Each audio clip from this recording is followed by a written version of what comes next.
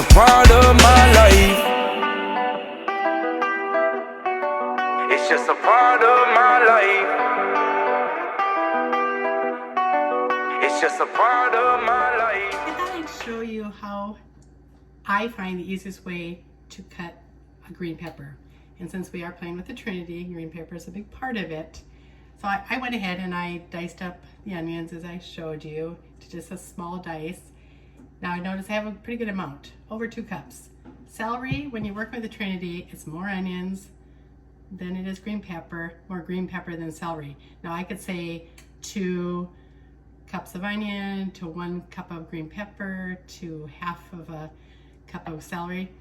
But when I cook, I don't follow all the rules. I try to stay to basics to an extent, but I love a crunch. I love celery. Celery is an underutilized vegetable. So I have a good amount of celery. I have more than a cup. And green pepper, I already have a cup started, and this is a huge, may not use the whole thing. I might save it for another meal, but I'll use at least another half of this. So we'll have 2 full cups of green pepper. So the easiest way, take your knife, set your green pepper down and cut this ring. Just slide your knife, turn your green pepper so your knife has just gone through where the fruit is, or the vegetable, so to speak.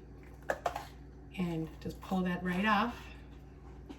Now there's still some usable part on here. Keep the seeds intact, and then I go ahead and just slice off that good looking green parts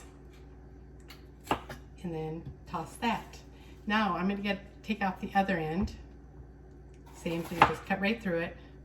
So all those little kind of odd shaped pieces are there. I'll just chop those up, or those are always good to nibble on when you're cooking, especially when you have raw vegetables around you. Never hurts to pop some in your mouth, and that way you don't have to worry about the funny shapes. So I have both ends open basically. So I'm going to cut through one piece of it. I'm going to slide my knife into where I just cut through, and see if you can see that. I'm going to, where there's the white pith area, I'm going to just cut under all that, all the way, just sliding my knife and lifting as I slide under it, lift that part, which is quite bitter if you want to say one part of this is more bitter. So then that piece of well, I'm not going to use it. It's not technically unusable, but it's not as pretty. So now I have this nice whole piece.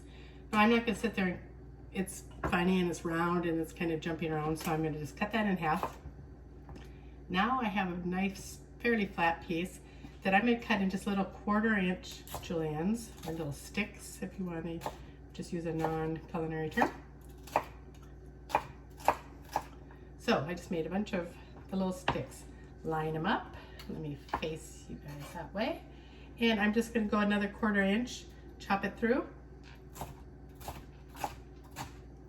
And there you have a bunch of just nice uniform pieces that I'm going to add to my little bowl here.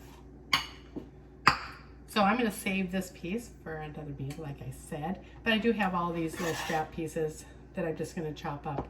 Now, chopping.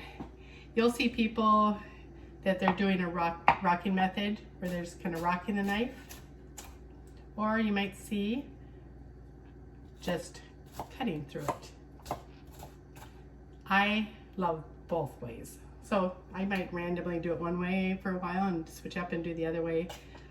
Knife work, a lot of products come to you already chopped in a bag. To me, that takes so much of the part of cooking that I love out of it. So to me, chopping an onion every day is meaningful, and chopping anything else. I love the whole prepping part of the meal preparation. So I have nice little chops of the rest of my green pepper, which I'm going to add to my bowl. So the Trinity is ready. Before we go on to cook this,